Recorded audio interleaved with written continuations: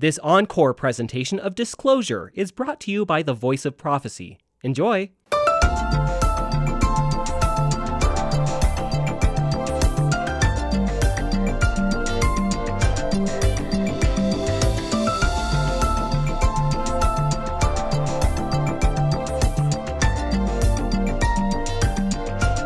Hey, a big hand sanitizing, soap and water, social distancing welcome to everybody out there listening today, sheltering in place because right now the world is in the midst of the coronavirus pandemic. We've officially gone from epidemic to pandemic. I guess they're saying that it is now centered in the European Union. That seems to be the new ground zero after moving out of Asia. And this thing appears to be spreading faster than some people actually expected. There are new surprises every single day. Here in my town, we went through what I guess most of you have been going through. First, all the toilet paper disappeared, and it's hard to understand why there'd be a run on toilet paper first for a viral disease, other than the fact that maybe people are thinking, can I stay in my home for 3 or 4 weeks and not run out to get things? I don't know. So the toilet paper disappears first. And then there's panic buying of Purell. Actually, guys, I think here in studio, we've always had like a gallon of Purell sitting by the studio door. It's probably worth, oh, there it is, the last gallon of Purell on the planet. It's probably worth like $2,000 right now. You sell it one squirt at a time, guys. And is that yours personally, Ruben, or is that ours? No, but I'm happy to keep it safe for us. Yeah, I think that should go in the vault now. That might be the most precious commodity in all of America right now. Look at that thing. There's a whole gallon of it. We've got a really high-tech security system on it now. So there you go. Alarm it. So the Purell disappeared. And then I thought, you know what's next? There's going to be a panic on groceries. That's what's coming next. And people laughed, but sure enough, my wife went to the grocery store the other day and they're sold out of almost everything. The funny part is, here's the funny part of it. All the meat was gone. All the beef was gone. All the chicken was gone. But apparently all the veggie meats like Beyond Burger and that stuff, there's mountains of that. Nobody's stocking up on Beyond Burger for the apocalypse. That stuff's still on the shelf. Then here in the state of Colorado recently, it depends on when you're listening to this, but recently the governor just shut down every restaurant in the state, and this thing's starting to snowball everywhere. And I guess, here we are, practice run for what might be a final crisis one day. And I used to make fun of the people who were stockpiling, but I found myself asking the same question. Look, I'm 50 years old. And I've noticed that they say, in the beginning, they were saying nobody under 50 has died of this thing. And I thought, why would you set the line at 50, right at my age? I guess I'm in the first sort of category that gets a little higher risk, and then higher at 60 and 70 and 80. That's where my father is, up in that category. And so I found myself thinking about this too. I've got a daughter who has asthma. We're asking, do we have enough inhalers? And what if she gets sick? So I find myself asking the same questions as everybody else. And then I went out and bought a few more groceries than I usually do too. Not a lot. I'm not a prepper. I'm not burying shipping containers in my backyard. That's not sort of how I'm wired. But I thought, well, what if I have to stay home for 3 weeks? Do I have enough of everything? So I know there's stuff going on in your life. Not the topic of the show today. We may get to that here in a little bit. Maybe one week we'll just talk about what this is doing to all of us. But my family's going through what your family's going through right now. My daughter is in college. They've canceled all classes, at least the in-person classes. She's going to have to go online and do that. And then they ordered everybody to move out of their dorms. My daughter wasn't in the dorm. She's in an apartment. But the college owns the department, so they've evicted her from that. She's got to be out here in a matter of hours. And so I've got a daughter on the other side of the country, and she has a job offer waiting for her, we hope, depending on what happens. She doesn't want to fly out this side of the country and come home just in case she can't get back for this job that's waiting for her. We don't know what to expect, and I know you don't know what to expect. My youngest daughter, she's supposed to graduate from high school in May, and we've got grandparents now wondering if they want to fly in for the commencement, the graduation ceremony, if there is a graduation ceremony. Here's one that's really breaking my heart. We have been running Bible prophecy seminars. I do one every year in a major city. And right now we've opened up, we've sort of spread the impact of that so we can hit more than one city at once. And I've got close to 200 of these things happening all across America. And the CDC first said no more than 250 people in a meeting. Then they said no more than 50. And recently it's down to 10, and basically breaks my heart. People were learning about the Bible. They were finding new relationships with Christ. And those are all shut down. We've had to shut that down across the nation. Breaks my heart. But here's where I am personally, just between you and me as the listeners to Disclosure. I'm not going to panic. I don't think Christians should panic. Psalm 91, if you want to do a little reading tonight and realize that you don't have to panic when God's on your side, that's amazing reading. He who dwells in the secret place of the Most High shall abide under the shadow of the Almighty. Here's verse 7. 1,000 may fall at your side and 10,000 at your right hand, but it shall not come near you. Now, let me say this. That's probably talking about circumstances that are more dire than those that we are facing right now. I get that this is a new variant of the coronavirus, and I'm not a doctor. I'm not the CDC. This is just opinion and not necessarily fact, but this doesn't seem as serious to me as other crises could be. Who knows? Who knows where it's going to go? This may not be the most spectacular crisis humanity has ever faced. I mean, it doesn't look like the smallpox plague or any of that yet. But no matter what it is you're facing, no matter what your fear level is, you can dwell in the secret place of the Most High. You can abide under the shadow of the Almighty. Let me give you this as homework. I mean, you're locked up in your house anyway.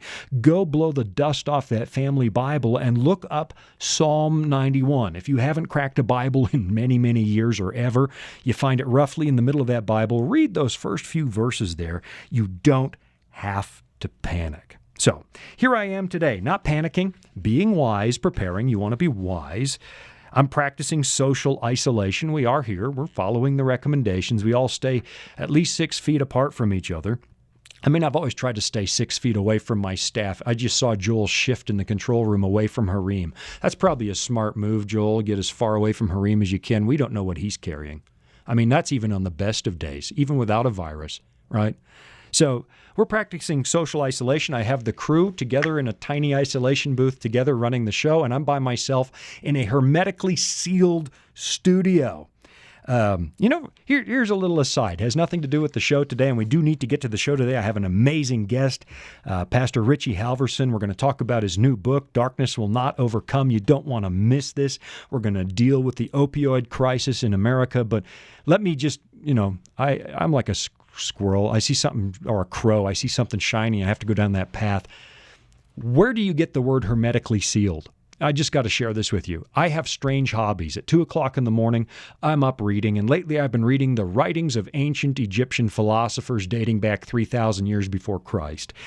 And there was an Egyptian sage 3,000 years before Christ. His name was Thoth. It's like saying hot sauce, hot Thoth, but you're mispronouncing it, Thoth. You'd know him, if you know Egypt at all, as the ibis-headed god of Egypt. He wasn't a god to begin with. He was just a philosopher, and everybody revered his higher wisdom, so much so that when the Greeks were ruling the world, they renamed him. They called him Hermes, the messenger god. And it was said that this philosopher was able to seal a box or chest in such a way that it could never, ever, ever be opened again except by him. Now, there was no literal chest. He's talking about secret knowledge that only the initiates, only the higher-ups would ever be able to unseal.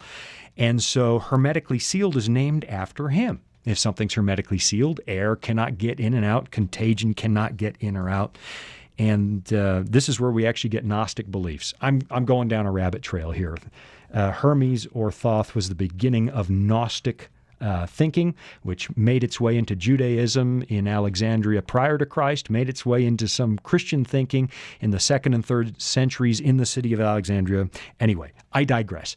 Today's show has nothing to do with Thoth. It has nothing to do with Hermes, but it does have something to do with health. It is kind of tied to the coronavirus contagion. We're going to talk today about physical and mental health. We're going to deal with what is one of the biggest health crises here in North America and particularly in the United States. Today we've got Richie Halversen in the show. He is joining me from, are you in Tennessee, Richie? Where are you today? Yes, I am in Cleveland, Tennessee. You're in Cleveland, Tennessee? Oh, I know where Cleveland is. You're not that far away from where my daughter resides. She's in Collegedale. And so that's not that far away, right? You're just like 15 minutes up the road. 15 minutes away, that's right. There you go. We're all going to come and shelter in your house. I think that's the way it goes. I got a little cough, but I don't think it's anything serious. We'll come and live with you. Hey, you've got a brand new book.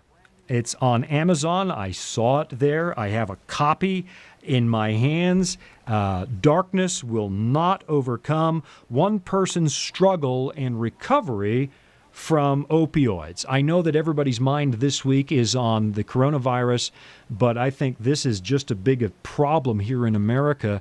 This has affected people that I know. They've been hurt by this, and we're going to have to take a break here in about 3 minutes because I'm so wordy.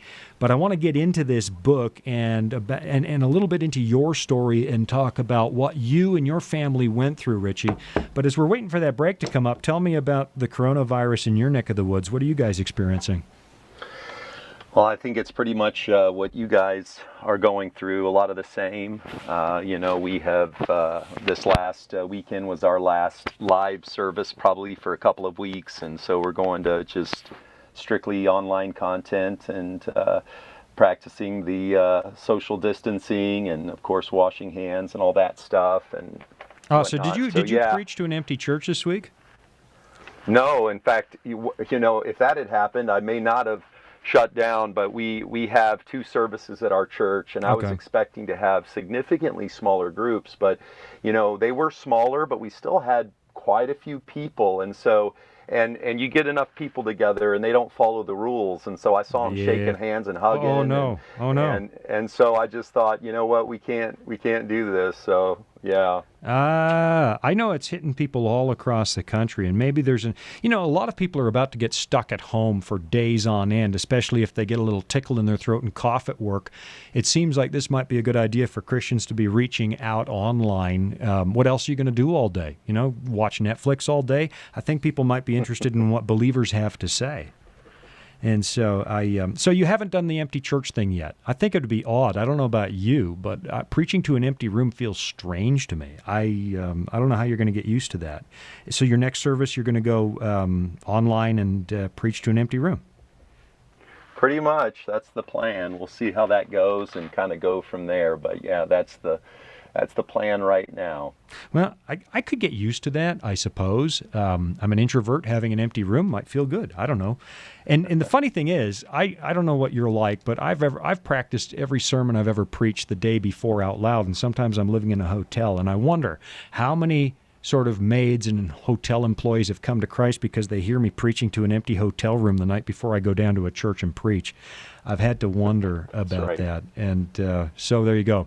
Hey, Richie, today we're going to talk about the book. This has just come out. We're going to take a little break. Darkness Will Not Overcome. I'm looking forward to this one because you're dealing with what is really one of the biggest crises in the American health system today, and that's reliance on opioids and the dependency that some people develop, the problems that creates in their lives. So listen, you're going to want to listen to this announcement, folks, from the Voice of Prophecy. We've got some amazing things for you to do while you're in isolation.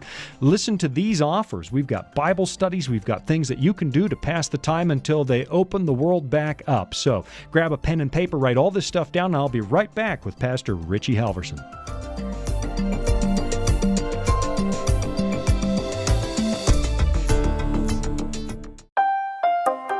Are you searching for answers to life's toughest questions like, where is God when we suffer? Can I find real happiness, or is there any hope for our chaotic world? The Discover Bible Guides will help you find the answers you're looking for. Visit us at BibleStudies.com or give us a call at 888-456-7933 for your free Discover Bible Guides. Study online on our secure website or have the free guides mailed right to your home. There is never a cost or obligation. The Discover Bible Guides are our free gift to you. Find answers in guides like, Does My Life Really Matter to God? And A Second Chance at Life. You'll find answers to the things that matter most to you in each of the 26 Discover Bible Guides. Visit BibleStudies.com and begin your journey today to discover answers to life's deepest questions.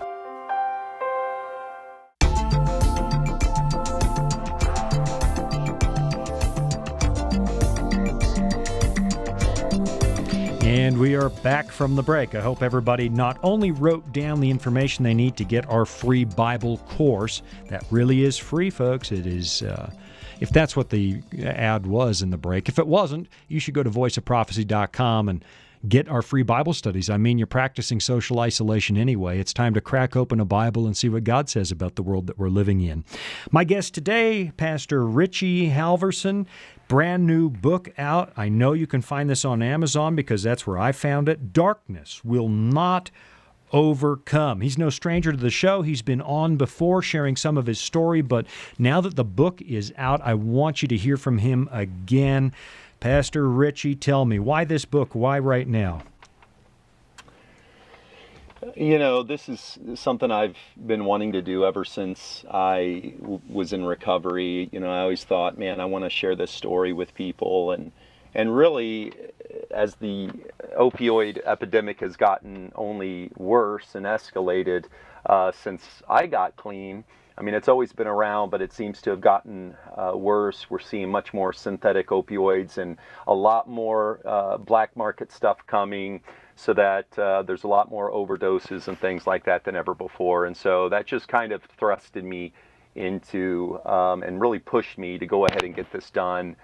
And I really wanted to share it in a way where people saw that sometimes with addiction, we think of, oh, that's those people's problem. But I wanted to share how here I came from a relatively normal, you know, that varies from place to place, but, you know, a relatively normal family. Yeah. And in a good atmosphere and all this. And I still got caught in that grip of addiction. And so those were some of the things that really I wanted to share.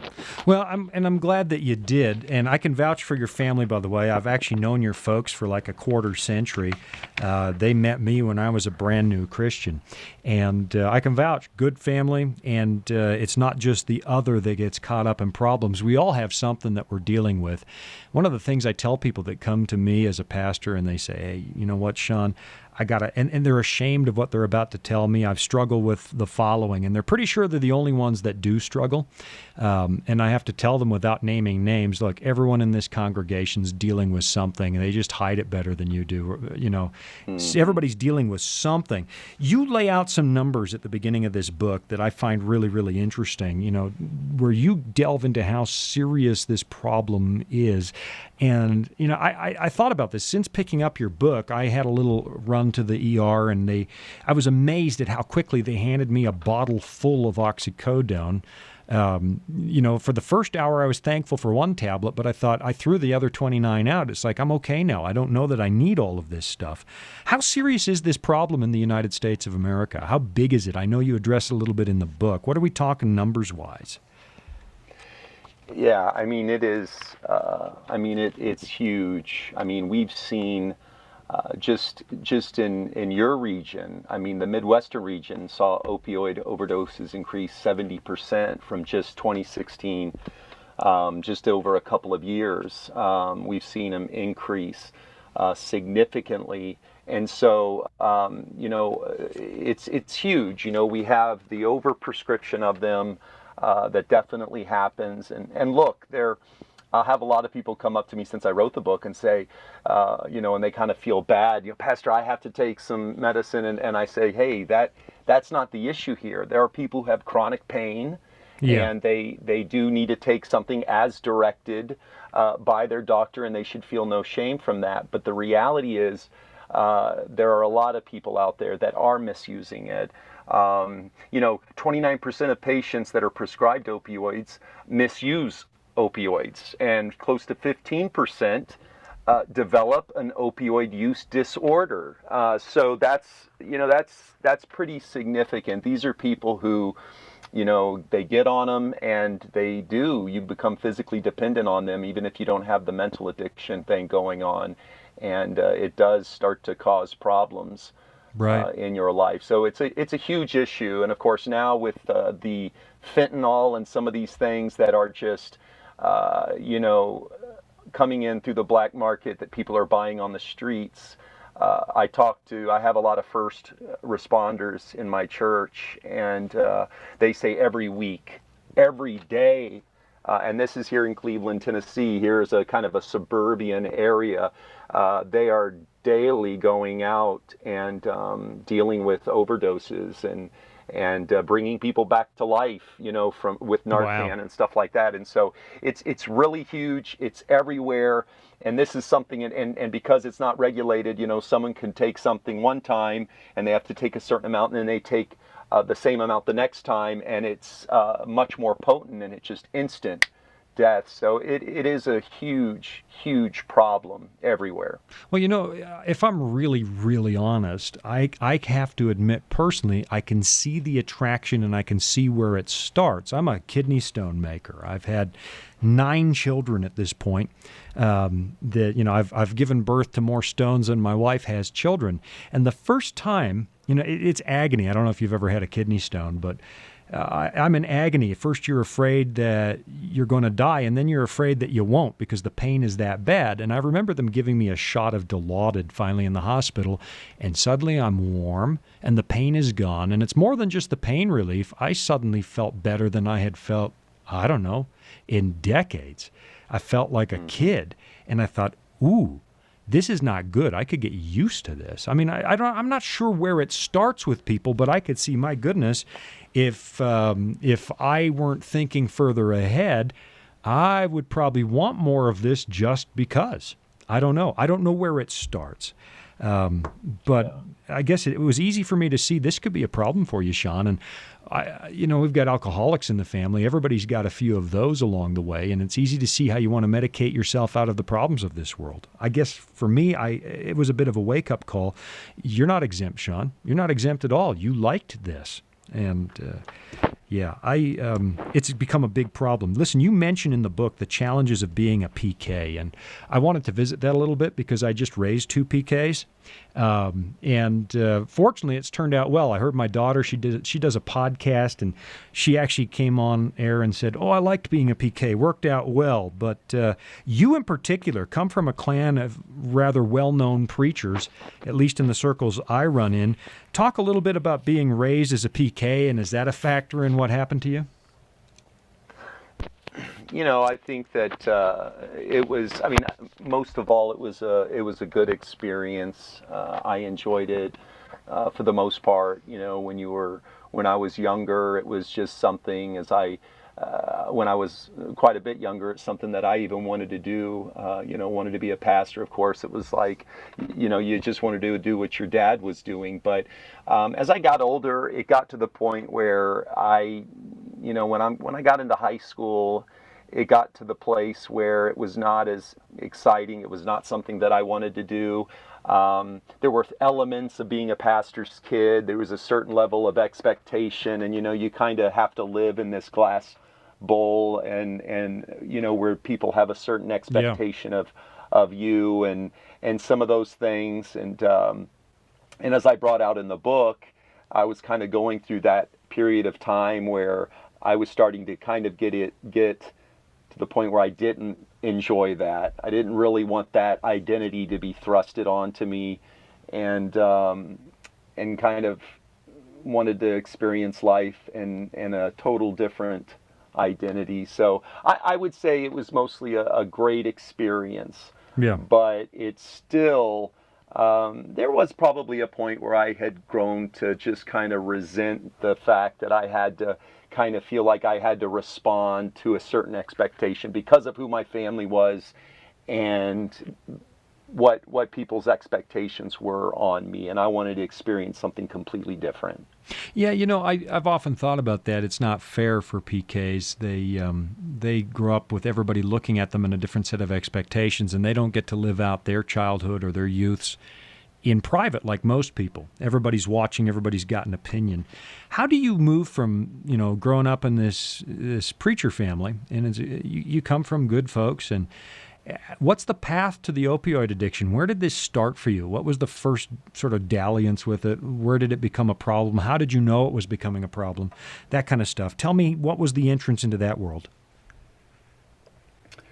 So it started probably the way most of the story of addiction started. I mean, it was something that in my middle to end last 2 years of high school, started getting into kind of that party scene and kind of getting in with the wrong group of people, and just started hanging out, and and it goes from drinking to smoking to just kind of goofing off and doing it to be stupid and doing it because it's what everybody else is doing, and then it transitions into that point where, like you were saying, man, I enjoy this a little too much, and then a weekend becomes every other day, becomes every day, becomes throughout the day, and so that's kind of what it became. It was just a real big, especially the last 2 years of high school, it was kind of a big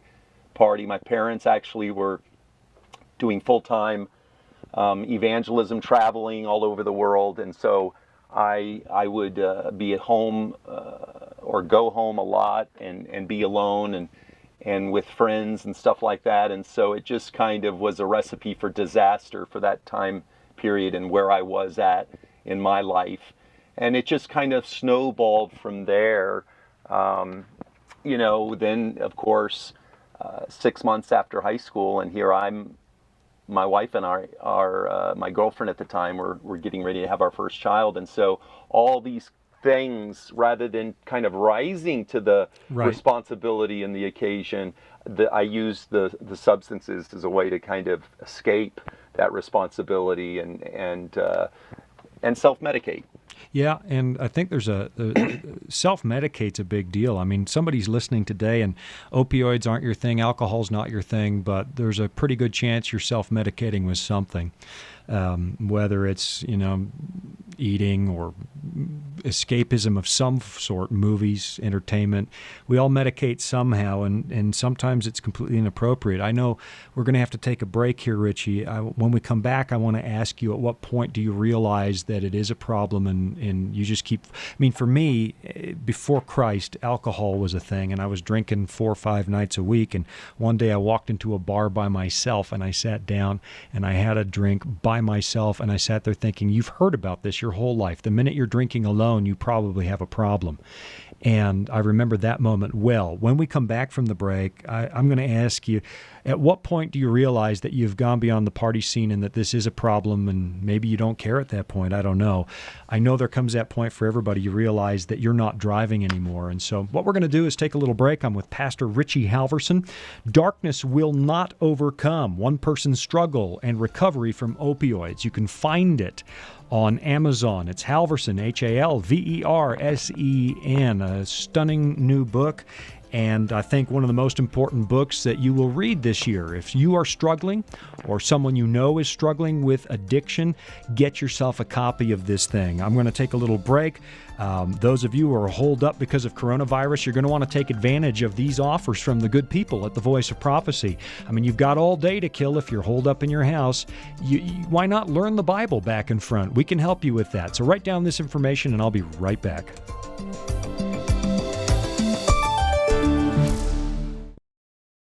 Disclosure is just one of the programs brought to you by the Voice of Prophecy, like the audio adventure program Discovery Mountain. Discovery Mountain is a weekly Bible-based program for kids of all ages and backgrounds. Your family will enjoy faith-building stories with Jake Donovan, Mr. Simon, and others in this small mountain town. Each summer, campers visit Discovery Mountain, where they sing songs, learn about God, and reenact a Bible story with the help of drama teachers Miss Wendy and Miss Tamra. With 24 full episodes every year and programming every week, your family will have something uplifting to listen to every week.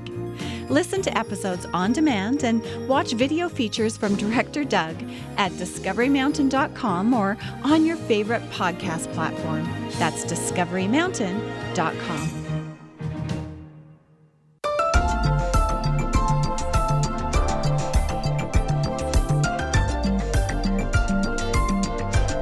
We are back from the break. I hope you all ran out again and washed your hands for 20 seconds. You've got to sing the happy birthday song to make it effective. And I sing it really slowly, and I sing poorly, so I have to close the bathroom door when I'm doing it so my family doesn't rebel against my tune. But do take care of yourself. Follow the recommendations that are going out there. You might not be at high risk. You know, they say 98% of us are going to be just fine. But there's someone in your life that wouldn't be just fine, so do follow the recommendations. It's probably better that we're all laughing about how careful we were 6 months from now than the opposite. So take care of yourselves out there. Have faith in God. And ride this out. All right, listen, my guest today, Richie Halversen, Darkness Will Not Overcome. It's the story of his addiction to opioids. Brand new book, and whatever your addiction is or your family members' addictions are, you want to get a copy of this and sort of look at his story. Before the break, Richie, I was saying, look, you know, what was the path in? High school, partying. I think a lot of us can identify with that phase of life.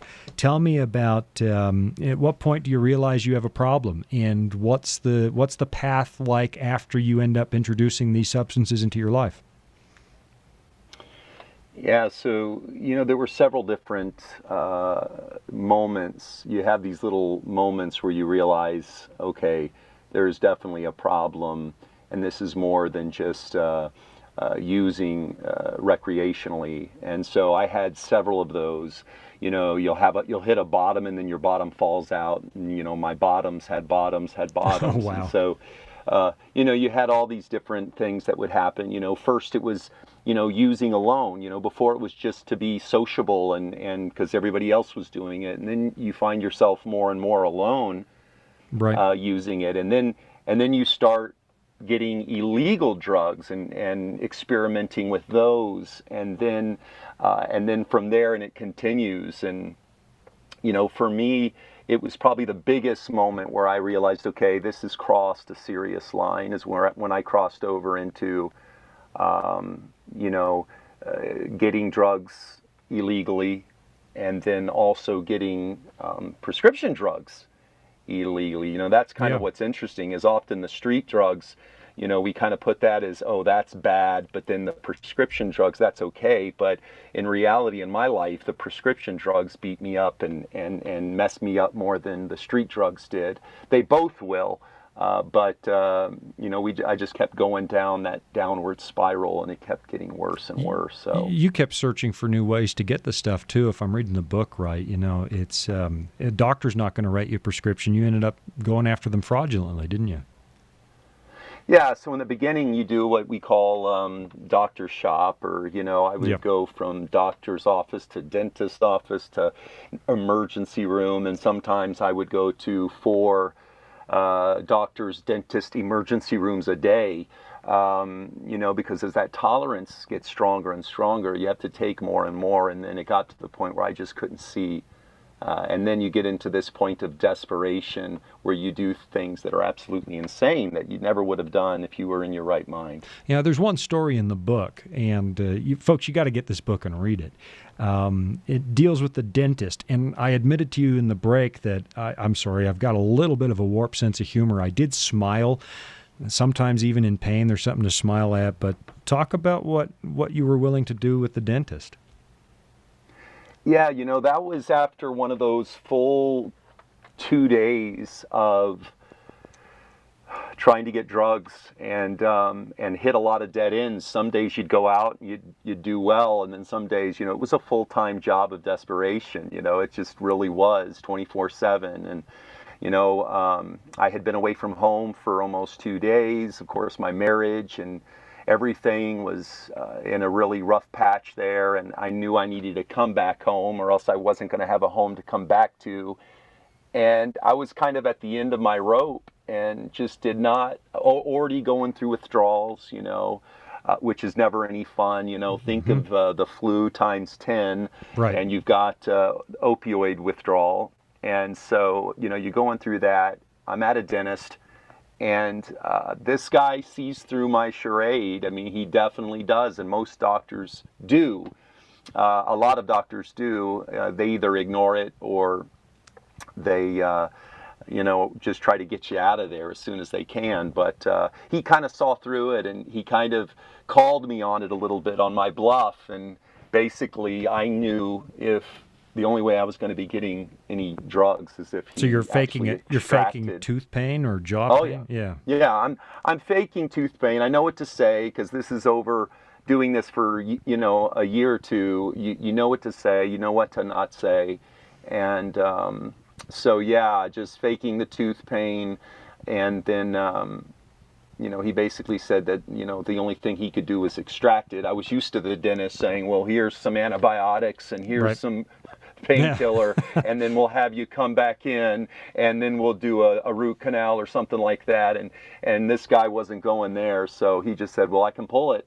And so I was at the point where I was so tired, I just said, okay, pull it. So he did, and they pulled my tooth. He gave me probably, I don't know, maybe gave me 10 pills or something like that, and it wasn't even, what I was going for. It was some lower, it was crazy, and just really, that was one of those moments where I'm going back home and thinking, this is absolutely insane, and I need some serious help, and something's got to give. Yeah, and I'm sorry I laughed at that. But it's like you're willing to have. It tells a story that you're willing to have your tooth pulled for no good reason just to keep the charade going, And that's the thing that I find mind-boggling. You also write in one point, and I'm going to quote the book here. You keep going after that first high, but you can't ever find it. Unpack that idea for us a little bit. Yeah, so, with the disease of addiction, and some people struggle with that concept, but it really is the way that we have to treat this, is that it is a disease. It is a mental, physical, and spiritual disease, and the reality is the way that manifests itself. If you struggle with the disease of addiction, there is that moment where you use for the first time, or one of those times early on, mm-hmm. and it seems to complete you in a sense. It makes you feel the way that you feel like I should feel all the time. And whereas some people hate that feeling, of being out of control, and the feeling of that the opioids give, some of us feel like, okay, now I feel normal. And, that's what it seems to be that you just keep chasing after. Is it really did its job? In the beginning, the drugs work, they do it so well, you keep using them. Right. And the problem with that is the more you use, the more you have to use. And as we say in recovery, in the beginning, you use the drugs. In the end, the drugs use you. And that's really how it works. And you keep chasing that. And you just can't ever find it again. And you realize there's not enough drugs in the universe to supply what it is you're looking for. Let me ask this, Richie, as you're doing this, I mean, the book has some incredible stories. I wish we had time for them all. I think people just need to get the book. I mean, you're going into restaurants with your children, you're asking for money, for gas, ostensibly, but really you need more drug funds, and you're getting debt. But is there ever a point where you're lying to people and the lies bother you? You hate yourself for living duplicitously? I guess that's the word, yeah. Yeah. In the beginning, yeah, definitely. Always during the time, there's part of me that's thinking, oh man, I never thought I'd be this guy. But, the drugs at that point, they have the power over you. They have the control. And so you are really caught in that grip of powerlessness. And they are the ones that are calling the shots. The drugs are. So you do things that you never thought you'd ever end up doing. Asking for money, lying to family, lying to other people to get more money. I never thought I'd be one of the people who went in and made up some story of, why I needed money for drugs, and then use my kids as a prop in the lie to try to evoke their compassions on me. But there's always a down deep. You got to push it down deep, or else you couldn't survive. But deep down, there's this part of you that just, it hurts, and you're like, I can't believe that I'm doing this. I think that one of the most serious things about this is not only are you a victim, but this has a decided effect. You've already mentioned your family, your marriage, your kids. How does it victimize everybody else in your life? Yeah, that's the thing. Addiction does not just affect the addict, it affects everybody else. It's a family disease, is what we say, because it affects everybody. And in fact, the family members will start to relate to life differently because of the addict in their life. And so the issues of paranoia and dishonesty, they're not lying to get drugs, they're lying to cover for the addict that's in their family. They're struggling with denial, not so that they can go use, but they're embracing denial because the truth is much harder to believe in, and so they would rather believe in a lie than the reality and to face the truth. And so in almost the same ways that the addict is affected, it affects the family member, and they fall into some of those same patterns, and they need recovery. They need recovery in a support group as much as the addict does. You mentioned that in this entire process, I mean, the family's affected. You're having to bury your own lies deeper and deeper to quiet your conscience. You mentioned that you avoided church as much as possible through those times. Why was that? What was going on? Why do you think that church was something you didn't want to confront?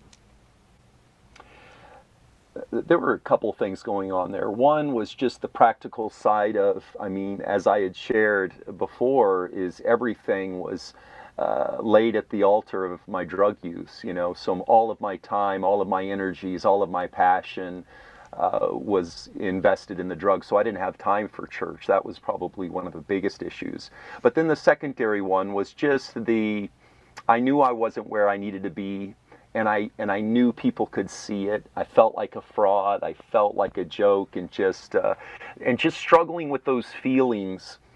I didn't want to go to a place where I felt like, man, I might be exposed and called to answer for some of those decisions that I had made. Well, here's what I find is the good news, and we have one segment to go yet today, and I want to get to this, is that today your life is radically different. You are free from that addiction. Your family is back together. You're a pastor. You're preaching. You're leading people to Christ.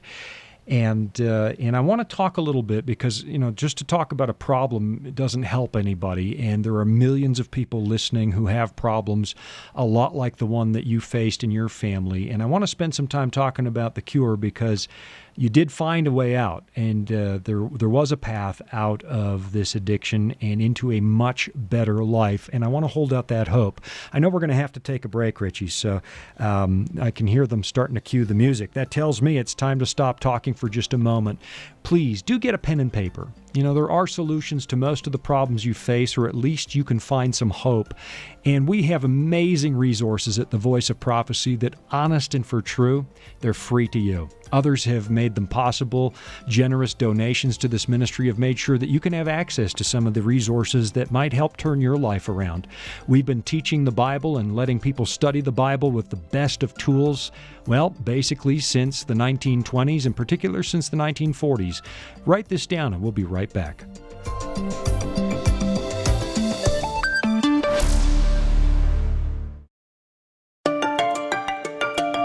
Are you searching for answers to life's toughest questions?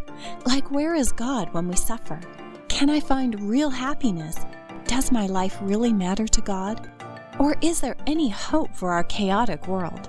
The Discover Bible Guides will help you find the answers that you're looking for.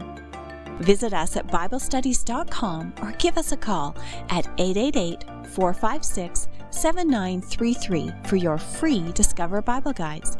Study online on our secure website or have the free guides mailed right to your home. There is never a cost or obligation. The Discover Bible Guides are our free gift to you. Find answers in guides like A Second Chance at Life. You'll find answers to the things that matter the most to you. Visit BibleStudies.com and begin your journey today to discover answers to life's deepest questions.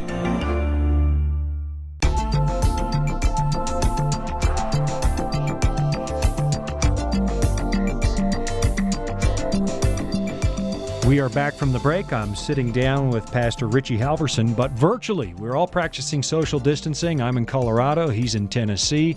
But thanks to the miracle of technology, we're together in studio today talking about his new book, Darkness Will Not Overcome. You can find a copy on Amazon. I highly recommend that you get yourself a copy, because even if you aren't facing an addiction problem, somebody you know is.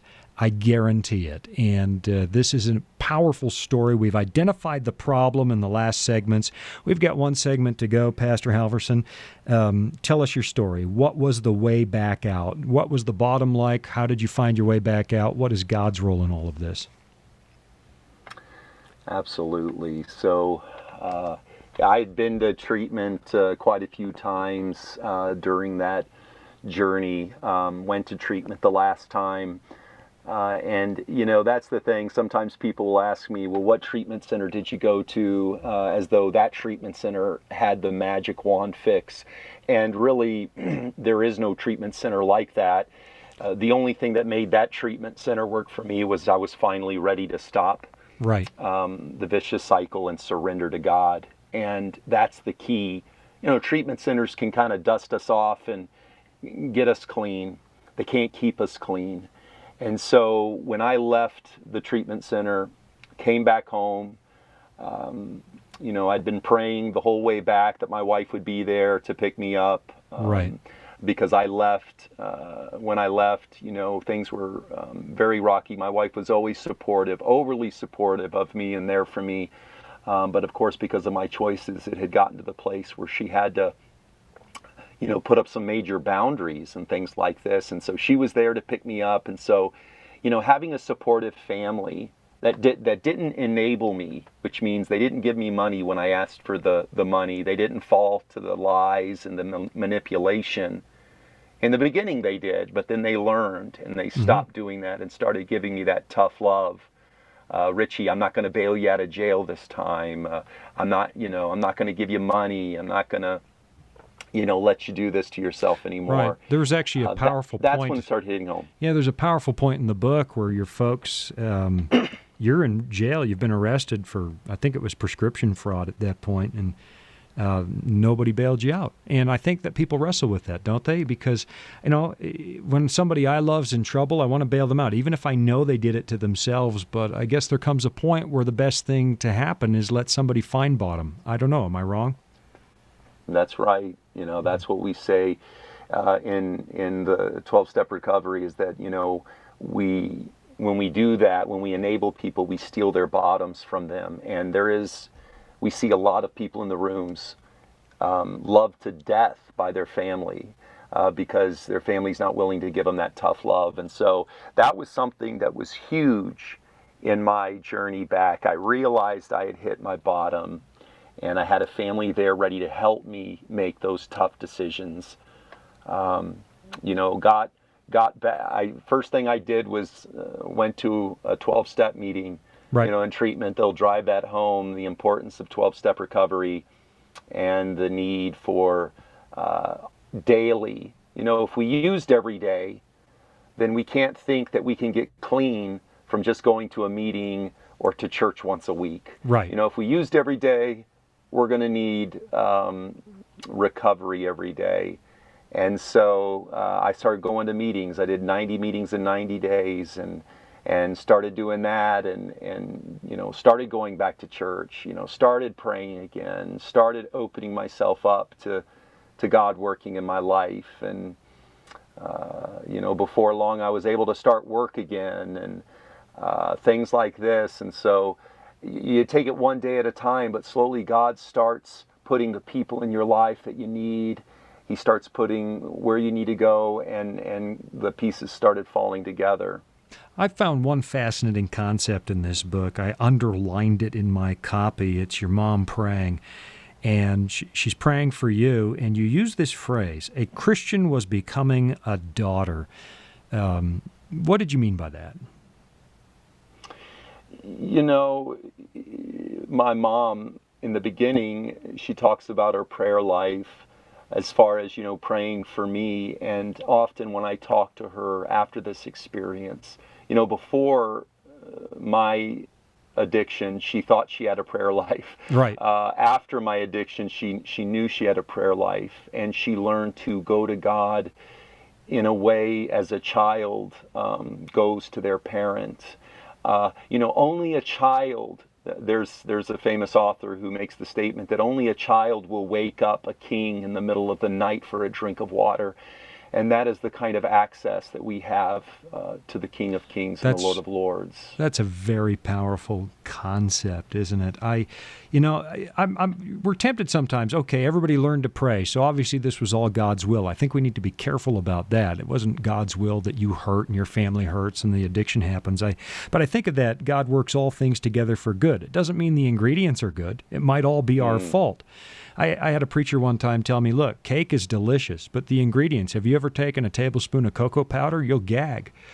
So God takes our mess and makes something good out of it at the end. He can redeem everything, give back the years the locusts have eaten. But that doesn't mean that any of it was his fault or his will along the way. And this idea that a child can wake up a king for a drink of water, man, that's powerful. And I guess you just given me a new frame of reference for my prayers. This is my Heavenly Father, and your Heavenly Father was your path out, wasn't he? Yeah, he was definitely. And I think, the key, especially if we grew up in the church, and this is another reason why I wrote the book and why I've integrated this into my ministry. So much of what I learned from 12-step recovery, I've integrated into my ministry because there's a lot that they're doing that the church could learn from. And I think that, as Christians, we can run the risk of thinking, well, man, I should be able to pray this away. I should be able to have faith enough that this doesn't happen. It shouldn't be happening to me. And we tend to think this way. Right. But the reality is that's a very dangerous. Yes, I have met people who prayed and God took the desire away overnight and they never picked it up again. That can happen, but most cases it doesn't. And it requires a fellowship of people going through a similar thing to help you in this process, who can call you on the dishonesty, who can spot it, and can really give you that tough love that you need. And the 12 steps really breaks down, though, that faith, that we have to step out in faith aspect in a real relatable way that's hard to manipulate. And so it's something very important. So as Christians, don't fall into the trap of thinking, oh, well, I should be able to just go to church. That should take care of me. Often, most of our churches are not set up to deal with the intricacies and the real detailed dishonesty and denial and manipulation that exists within addiction. And so we need additional help, and no one should feel shame or guilt for getting some of that additional help. People are specialized to help that sort of thing. I never could have done it without 12-step recovery. That's really what I attest, and God worked through that to reach me. I was 2 years clean before I really started going back to church. Right. And as far as the church that I had grown up in, and so that's important for us to kind of keep in mind that we need that. Richie, somebody's listening and they say, look, this is for somebody else. I don't have a pharmaceutical addiction. I barely take aspirin when I have a fever. So this is about somebody else. How would a book like this one, your story, apply to everybody who's listening right now? Well, I can't remember the exact statistic, but 95%, something like that, of every person, we have an addict in our family, or we know of an addict, or we're close friends with an addict. So this book's going to help, educate us on the disease of addiction and how we can help people who struggle with it. It's going to help churches. It's going to help those become more recovery-oriented and help people who are struggling with addiction and give them a tool. But it also, I believe, has a personal application to everyone. It may not be drug addiction. It may be sexual addiction. It may be an addiction to pornography. It might be an addiction to spending money. Whatever we get our identity from, whether it's the car we drive or it's how big our house is or our square footage, whatever. Maybe it's even in our morality and our good works. Some of us get our identity from the fact that, I've never done anything bad, and therefore, I'm special, I'm someone. We all have that identity, and the reality is, unless we find our identity in Christ, we will never be satisfied. We'll never be good enough, smart enough, fast enough. There's always someone who's smarter. There's always someone who's richer. And, unless we find our identity in Christ, we're never satisfied. And that's ultimately what my story is I looked for satisfaction in everything else, and I only found it in Christ. And that's a story that we can all relate to, I believe. Yeah, we can. And I know everybody listening has got an addiction to something. Some people are addicted to anger, outrage. I mean, we seem to live in an outrage culture now, and you seem to get your next hit over the next thing you're angry about. Worry. Yes. There's one for me. I love waking up in the middle of the night and sorting out all my problems, worrying myself down to 3 hours sleep a night. Entertainment. Some people numb themselves to the realities of life by Netflix all weekend. You might not have a pharmaceutical problem, but you've got something that you're trying to build your identity on. Here's the problem. There's only one thing in this universe that lasts. That's the kingdom of Christ. Everything else is going to pass away. And if you've built who you are on anything else, you're going to run into trouble. You're going to hit a dead end at some point. Richie, this is a powerful story. We've got just a few minutes left before the end of the show. What do you want to say to somebody who's out there that maybe they've hit bottom, or maybe they're not quite there yet? What would you say to that person who this show caught their ear because they know there's a problem? What do you want to tell them? I was about a year clean. I went up to my sponsor of the time, and, you hear this a lot. I hit bottom, and I had heard that so many times, and I was worried I had not hit my bottom. So I went up to my sponsor and I said, how do I know if I've hit my bottom or not? Yeah. And I'll never forget, he looks at me and he said, Richie, your bottom happens when you stop digging and you put the shovel down and you surrender. Your bottom can happen at any time. And I think that's the biggest thing, that if you're struggling with addiction, whatever it may be, it doesn't have to be this way. There is victory in Christ. There is freedom that can happen, and your bottom can take place whenever you're ready to put down the shovel and surrender to His way. And so that's what I would encourage people. There is hope. There is help. Go out and find it, because this life is so much better than the life I was living before. Yeah, would it be fair to say, I know we only have seconds left, but we choose our way into these problems. It's not willpower that gets you out. It's the grace of God. But you do have to choose the moment when you decide you're going to get help, don't you? I mean, don't you also, in a way, choose your way back out? You have to cooperate with God's grace. Definitely, He came, He found me, He picked me up, He turned me around. But I have to be willing to step out and cooperate with Him. Faith without works is dead, and that's where we really find the freedom, is when we take what He says and we apply it to our lives. Richie, I'm so glad you took a few moments there in Cleveland, Tennessee, as we're all practicing social distancing and holding up in the virus apocalypse. Thanks for sharing with us. I know people are going to find hope, and darkness will not overcome. It's the new book from Pastor Richie Halversen, One Person's Struggle and Recovery from Opioids. You want to get a copy of this. I'm not sure what you're struggling with. I'll tell you this, though. God knows what you're struggling with. He hasn't missed one episode of your life, and He's waiting for you to say, you know what, I want to choose my way back out. I need your help because I can't do this on my own willpower. And you can choose that this is your bottom today. You want to get a copy of the book. Again, Darkness Will Not Overcome by Pastor Richie Halversen. You can find it on Amazon. Until next time, you've been listening to Disclosure. I'm Shawn Boonstra. God bless.